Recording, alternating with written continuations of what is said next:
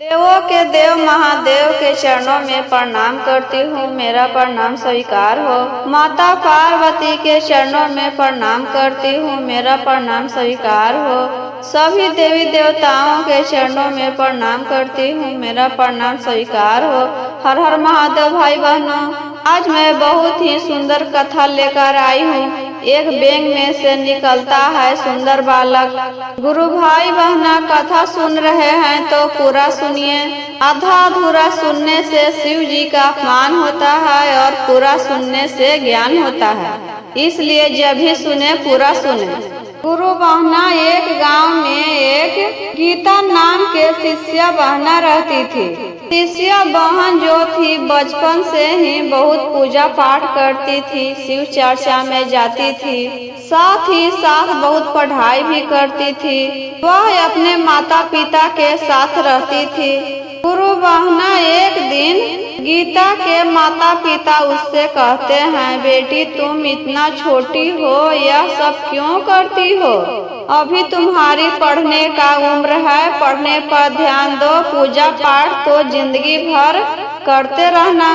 फिर भी गीता नहीं मानती थी। रोज सुबह शाम शिव गुरु से दया मांगती थी, चर्चा में भी जाती थी और साथ ही साथ स्कूल भी जाती थी। धीरे धीरे समय बीतता गया और गीता बड़ी हो गई। गीता बड़ी हो गई दीदी तो उसके माता पिता उसके एक सुंदर घर बर देखकर गीता का ब्याह कर देते हैं। ब्याह होने के बाद गीता अपने सास ससुर और पति के साथ रहने लगती है। धीरे धीरे समय बीतता गया दीदी, लेकिन गीता का एक भी बाल बच्चा नहीं हुआ। कई बरस हो गया था ब्याह करना, फिर भी गीता शिव गुरु को नहीं छोड़ी। शिव चर्चा में रोज जाती थी। गांव घर और घर सब ताना भी देने लगे उसको दीदी, लेकिन शिव गुरु को नहीं छोड़ती थी। सभी लोग कहते थे, दीदी यह बहुत पाप की है, इसी चलते यह बांझ है। शिव चर्चा में भी जाती थी तो कोई औरतें उससे बात नहीं करती थी। अगल बगल के औरतें भी उससे नहीं बोलती थी कि यह बांझ है। उसका पति बारंबार कहता था कि एक अनाथ आश्रम से बच्चा ला देते हैं, उसी को पालना पोसना, वही हमारा संतान रहेगा। लेकिन गीता नहीं मानती है, कहती है हम पाप किए हैं तो सजा तो हमें ही मिलेगा, इसलिए हम ऐसे ही जिंदगी काटेंगे। ऐसे ही करते करते दीदी गीता का आधा उम्र बीत गया। एक दिन का होता है दीदी, जब गीता सोकर उठती है तो सुबह में देखती है उसके पैर में एक जख्म जैसा हो गया था और धीरे धीरे वह जख्म बढ़ता जा रहा था दीदी। वह जख्म न तो पक रहा था और न ही दर्द देता था। रोज रोज वह जख्म धीरे धीरे बढ़ता जा रहा था। जैसे पेट में बच्चा रहता है उसी तरह धीरे धीरे उसका जख्म ही बढ़ रहा था। यह सब देखकर गांव वाले और घृणा करने लगे उससे। कहते हैं, देखो तो यह इतना पाप की है कि इसका पाप उसके पैर में से निकल रहा है। चर्चा में जाती थी तो वहाँ के औरतें उसे भगा दिए। कहते हैं, दीदी कि यहाँ और किसी को फैलाने आई हो, अपने घर पर रहो और बाहर नहीं निकलना। गीता वहाँ से चली जाती है दीदी मन उदास करके और अपने घर पर ही चर्चा करने लगती है उस दिन से, और बाहर तक भी नहीं निकलती थी। एक दिन उसका पति उसे डॉक्टर के पास दिखाने के लिए ले गया। डॉक्टर को भी पता नहीं चले रहा था कि यह क्या बीमारी है, यह कैसे हो गया, यह तो नया बीमारी आया है मेरे पास। डॉक्टर कहता है, दीदी कि यह मुझसे इलाज नहीं होगा, आप इसे घर ले जाइए, जो होगा वह भगवान के भरोसे छोड़ दीजिए। वहाँ से गीता और गीता के पति घर चले आते हैं। धीरे धीरे समय बीतता गया दीदी, और 9 महीने के बाद जैसे बच्चा होता है उसी तरह उसका जख्म भी फट गया। उस वक्त गीता सोई हुई थी। उस जख्म में से एक बेंग निकलता है और बेंग पलंग के नीचे जाकर छुप जाता है दीदी।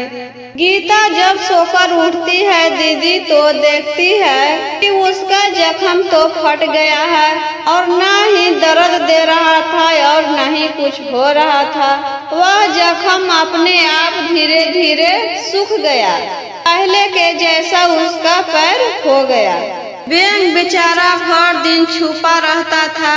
जब उसे भूख लगता तो रसोई घर में जाकर कुछ भी खाने के लिए मिलता तो खा लेता और कहीं जाकर छुप जाता। रसोई घर में कुछ भी मिलता था, दूध रहता था तो दूध पी जाता, भात रहता तो भात खा जाता, रोटी मिलता तो रोटी, कुछ भी मिलता था तो वह अपना खाकर पेट भर लेता था और पलंग तक या कोठी तक चाहे बक्सा तक जाकर छिपे रहता था। गीता सोचती है घर में कोई नहीं है, कौन आकर मेरा दूध पी जाता है, रोटी खा जाता है, भात खा जाता है, लेकिन उसको कुछ भी नहीं पता चलता था कब आकर खाता है, कब चला जाता है। ऐसे ही करते करते बेंग 20 साल का हो गया दीदी। एक दिन उसके गांव में बर छा रहा था देवी स्थान। उसके गांव से दूसरे गांव में बाराती जा रहा था राजा के घर। सभी औरतें देखने जा रहे थे तो गीता भी देखने चली गई, लेकिन उसके पीठ पर बेंग भी उछल कर बैठ गया था और ऐसा बैठा था साड़ी में छिप कर कि किसी को दिखाई भी नहीं दे रहा था और ना ही गीता को पता चल रहा था कि मेरे शरीर पर कुछ बैठा है। बर का परछन हो गया था दीदी तो बेंग उछल कर गाड़ी में कूद जाता है और दूल्हा के पैकेट में जाकर घुस जाता है दीदी। लेकिन दूल्हा को भी पता नहीं चलता है कि मेरा पॉकेट में कुछ है और दूल्हा के साथ वह भी बारात में चला जाता है। अब विध हो जाने के बाद ब्याह करने के लिए दूल्हा मंडप में गया। सब रस्म होने के बाद सिंदूर दान के वक्त आया तो दूल्हा सिंदूरा लेके खड़ा है सिंदूर देने के लिए।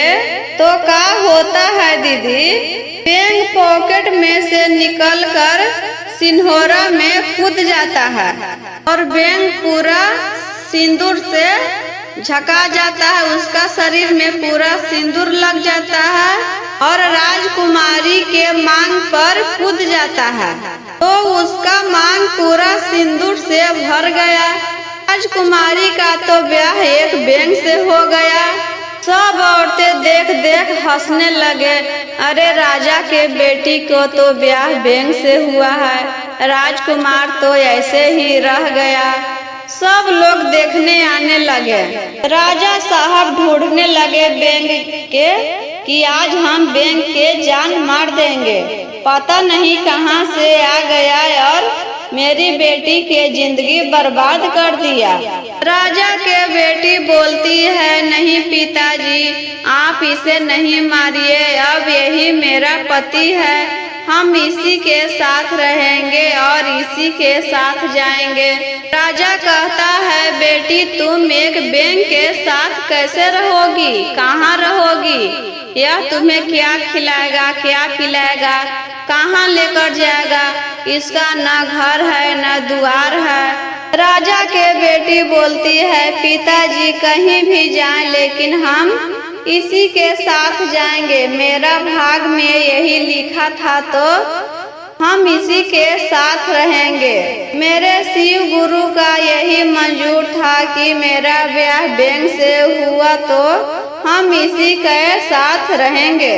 दूल्हा तो ऐसे ही खाली हाथ लौट जाता है अपना बाराती को लेकर, और बेंग अपनी दुल्हन को विदाई कराकर ले जाता है।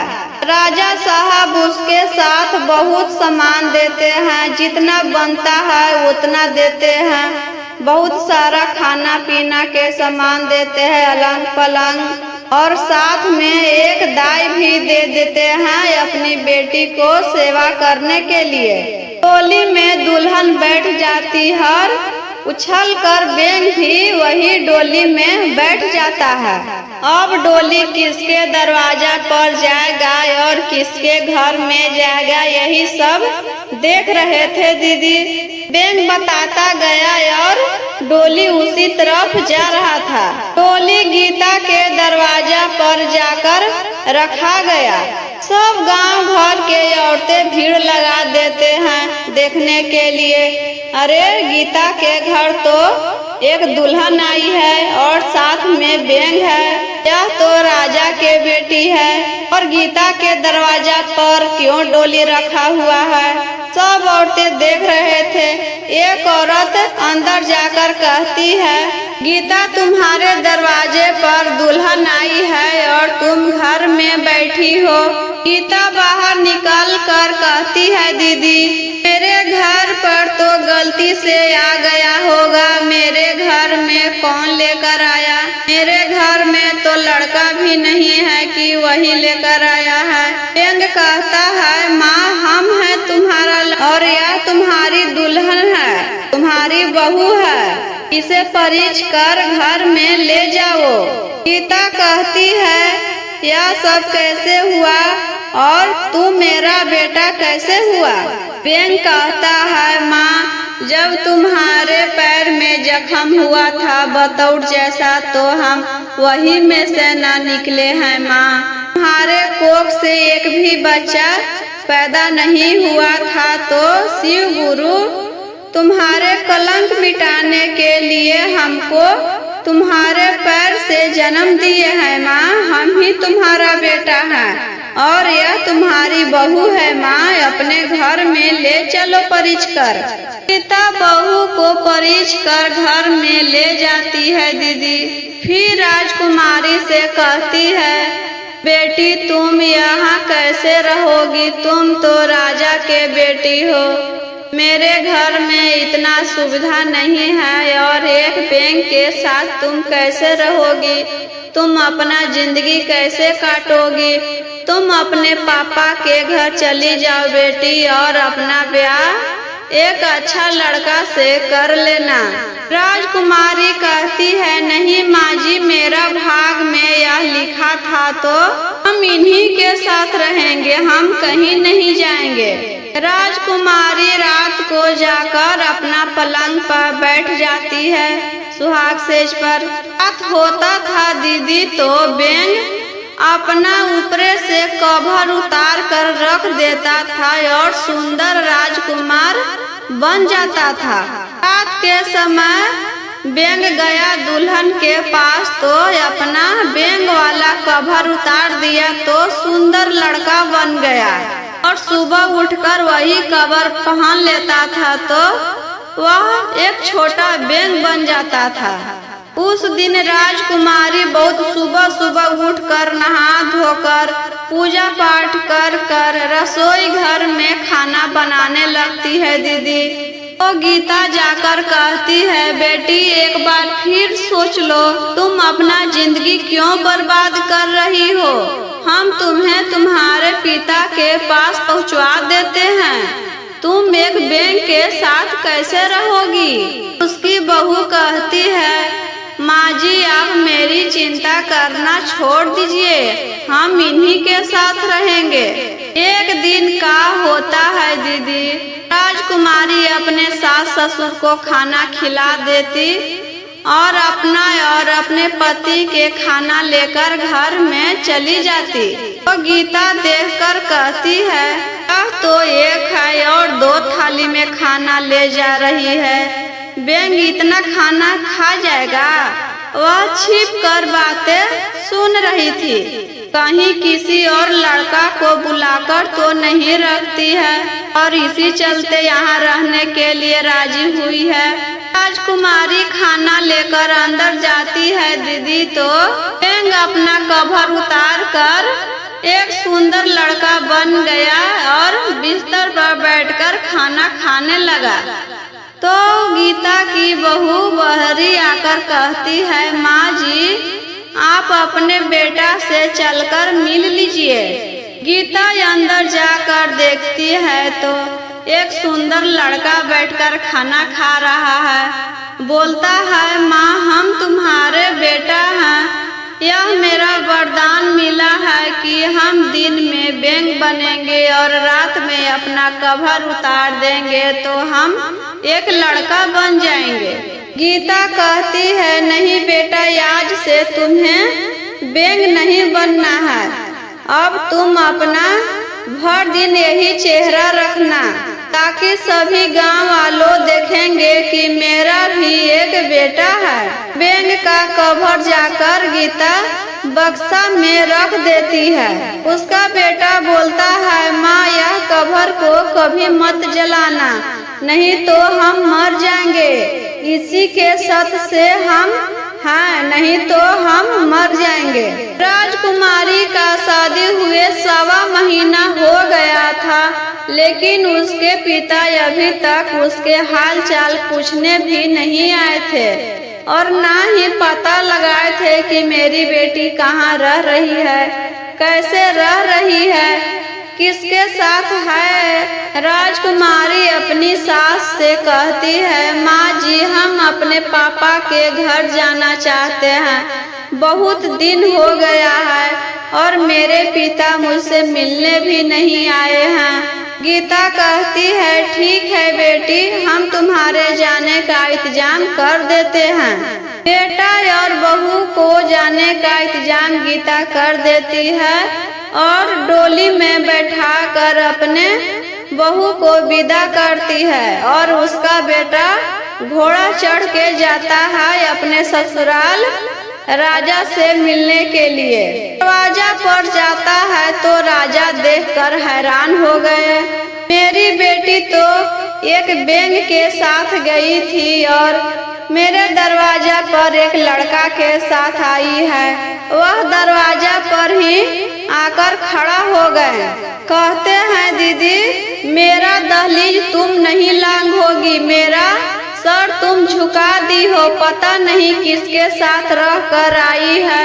यहाँ से बैंग के साथ गई थी और उधर से एक लड़का के साथ आई हो। पता नहीं किस जात का है और किससे शादी करके मुंह काला करके मेरे दरवाजा पर आई हो। मेरा कुल का दाग लगा दी हो। अब तुम मेरे दरवाजा पर से चली जाओ, तुम दहलीज नहीं लांघ सकती हो। बेटी कहती है, पापा हम आपका सर कभी नहीं झुकने देंगे। हम कभी ऐसा गलत काम नहीं किए हैं पिताजी। मेरी शादी इन्हीं के साथ हुई थी। बैंग के रूप में यही थे और यही इनका असली चेहरा है। सब बात अपने पिता से बताती है दीदी। तो राजा साहब अपने बेटी और दामाद को अंदर लेकर जाते हैं, पूरा खातिरदारी करते हैं। कुछ दिन रहने के बाद दीदी राजा अपने बेटी और दामाद को विदा कर देते हैं और उसी दिन से राजकुमारी खुशी खुशी अपने ससुराल में रहने लगती है। अगर मेरा वीडियो अच्छा लगा हो दीदी तो लाइक करे, शेयर करे। चैनल पर पहली बार है दीदी तो चैनल को सब्सक्राइब कर दे ताकि कोई भी वीडियो डाले तो आप तक पहुंच जाए। और कमेंट बॉक्स में हर हर महादेव, ओम नमः शिवाय लिखना ना भूलें। हर हर महादेव भाई बहनों।